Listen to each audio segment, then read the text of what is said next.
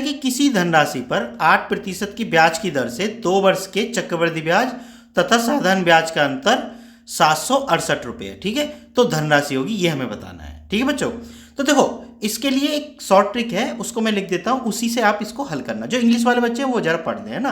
Compound interest and simple interest का difference जो है वो दिया हुआ है। ठीक है, तो हमें अमाउंट निकालना है, मतलब जो धनराशि थी। ठीक, तो देखो बच्चों एक चीज समझो कि इसके लिए एक शॉर्ट ट्रिक है, उसको लिख लेते हैं। तो दोनों ब्याजों का अंतर जो होता है भाई, चक्रवृद्धि ब्याज हमेशा ज्यादा होगा साधारण ब्याज से, वो बराबर क्या होता है पी क्या है मूलधन, आर क्या है दर, अपॉन 100 की पावर समय, मतलब 2 वर्ष। ये केवल 2 वर्ष के लिए, ये चीज ध्यान रख लेना भाई।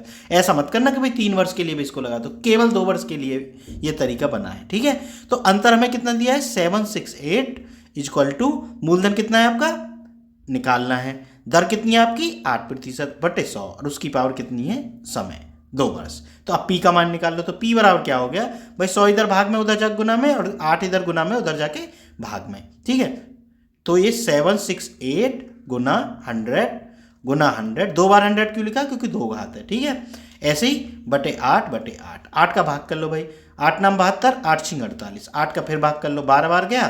ठीक है, तो 12 के पीछे कितनी जीरो लग गई, 4 जीरो लग गई, सॉरी 4 जीरो, यानी 1,20,000 है कहीं आंसर में, ये हमारा आंसर आएगा। ठीक है, तो देखो ये तो हो गया शॉर्ट ट्रिक से। एक मेरा वाला तरीका है, आप उससे भी कर सकते हैं। मेरा वाला तरीका कौन सा है, जो बच्चे मेरी रेगुलर वीडियो देख रहे हैं उनको पता है कि देखो अगर 100 वो है आपका मूलधन है, ठीक है ना, तो ब्याज कितना बनेगा 8 + 8, पहले वर्ष का 8, दूसरे वर्ष का भी 8। ठीक है ना, क्योंकि ये मूलधन कांस्टेंट है, ध्यान रखना, चाहे चक्रवृद्धि ब्याज हो साधारण ब्याज हो, दोनों मूलधन ही तो एक ही तो है।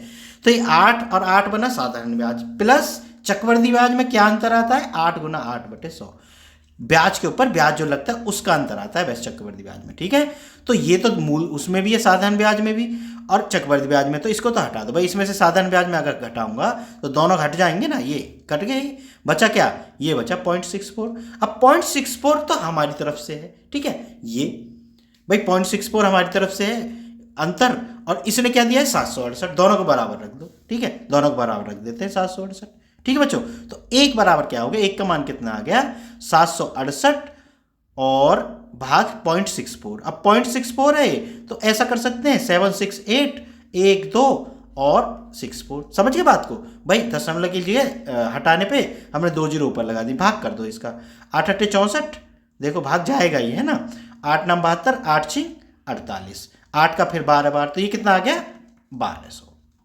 ये आ गया। ठीक है, अब ये आ गया भाई, ये तो एक का मान आया, मूलधन कितना है 100।